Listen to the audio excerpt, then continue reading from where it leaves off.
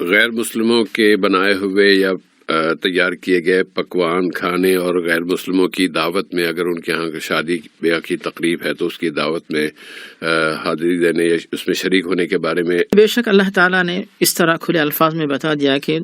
یا ایھا الناس کلوا مما فی الارض حلالا طیبا سورۃ البقرہ میں ہے، اور اسی طرح سورۃ البقرہ ہی میں کہ یا ایھا الذین آمنوا کلوا من طیبات ما رزقناکم. تو دونوں مقامات پہ جو بات بتائی کہ حلالا طیبا، پاک و صاف چیزیں کھائیں، حلال چیزیں کھائیں، اور روزی کی جو صاف چیزیں جو ہے ان کو آپ کھائیں. تو حلال چیزیں ہوں، پاک و صاف چیزیں ہوں. اب جہاں تک کوئی آپ کا پڑوسی ہے، ملنے والا ہے، کولیگ ہے، ساتھ کام کرنے والا ہے، تو پھر جو یا پھر کوئی ہوٹل میں جا کے، ریسٹورینٹ میں آپ جا کے کھانا کھا رہے ہوں، کسی کی دعوت پہ کھا رہے ہوں، شادی فنکشن میں کھا رہے ہوں،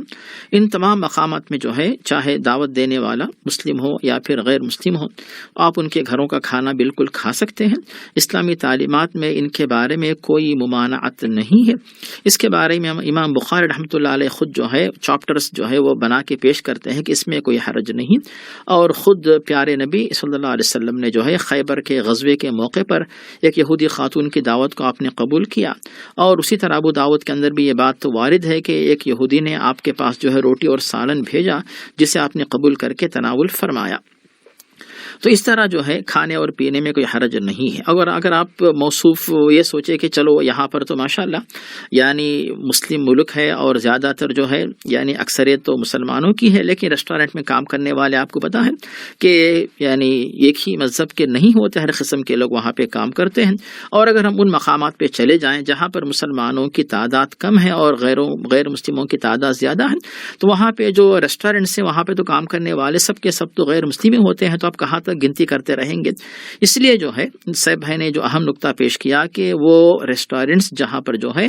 دو چیزیں نہ پیش کی جاتی وہاں پہ آپ بالکل کھا سکتے ہیں. ایک تو شراب جیسے نشے کی چیز نہیں پیش کی جاتی ہو،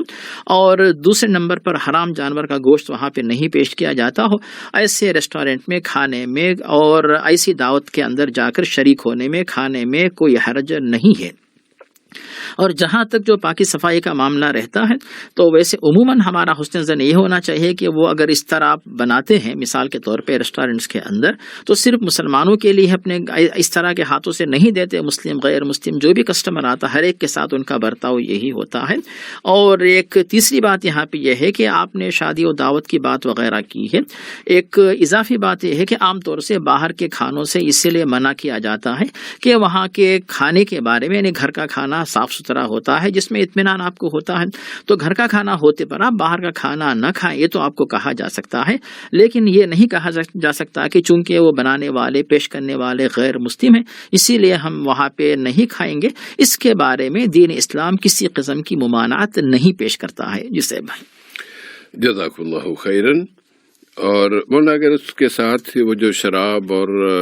حرام جانور کے ساتھ ہی اگر تیسرا جو نقطہ ہے جسے اسلام منع کرتا ہے اس کے بھی ذکر کر دیا جائے کہ ایسا کوئی کھانا جو کسی